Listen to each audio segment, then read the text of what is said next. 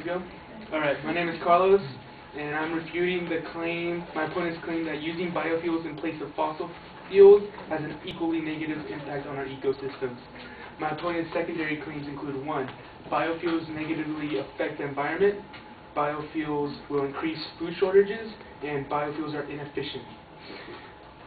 My major claim in response to my opponent's claim is that using biofuels in place of fossil fuels does not have an equally negative impact on our ecosystems.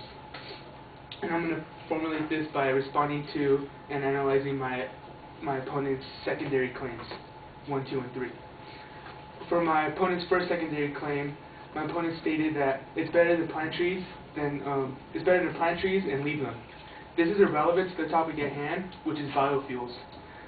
When my opponent says this, it seems like she's just saying this to take up space in the argument and also appeal to the audience at the same time.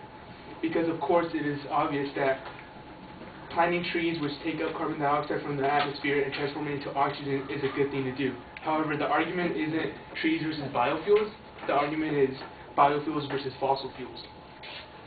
My opponent's second claim is that in my opponent's second claim, my opponent stated, quote, crops such as corn are used to create ethanol fuel instead of feeding people.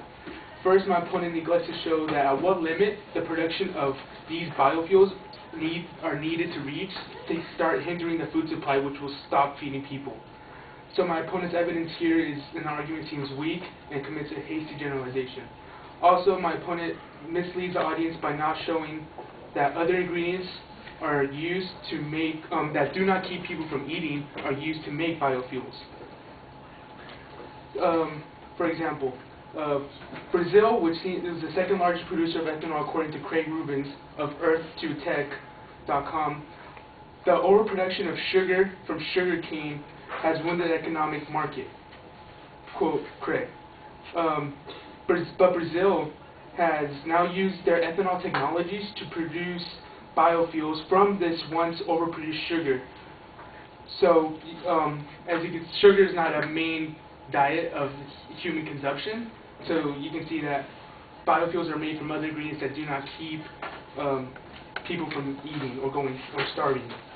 Also, according to Craig Rubens of Earth2Tech.com, the source of energy from this sugar biofuel compared to fossil fuels produces 8 more times energy before it's denatured to E85 or E10, which are ethanol biofuels. So we can see how biofuels are not inefficient, as my opponent says under Claim 3. Also to my opponent's Claim 3, which is biofuels are inefficient. Sure, if biofuels are made from crops that are shipped from halfway across the world to one biofuel production factory, this is going to be inefficient overall because of the mass transit. But that's not exactly what's going on in the production of all biofuels, which my opponent neglects to show. For example, more and more biofuel production companies are starting to use dispersed production, which is a newer strategy used in production of biofuels. According to Randra Bora of Marjari magazine, companies like ST1 use dispersed production with the use of bio-waste, which is, I'll give you the definition of bio-waste, which is a kind of leftovers thrown away to landfills by companies and factories such as bakeries, dairy factories, and other numerous production factories. The system of making biofuels by bio-waste, you can see, is very efficient, which is contrary to my opponent's third major claim, which is biofuels are inefficient. I'll explain this a little bit more. Dispersed production is the act of making one big production company. Is the act of, instead of making one big production company and shipping all your ingredients to make biofuels to that specific production company, you make small production companies next to other factories that would have made bio-waste to begin with. So you make small production companies next to, let's say, a dairy farm or a dairy factory or a bakery, which in the beginning would have made bio-waste, which would have landed up in the landfill to begin with. And since that small production company is biofuel is next to that, they just get the bio-waste. So instead of putting it into landfills, they make biofuel ethanol at E85 or E10 out of this bio-waste. So you can see how biofuels like these, made from the process of dispersed production and made out of bio-waste, in place of fossil fuels does not have an equally negative impact on the environment.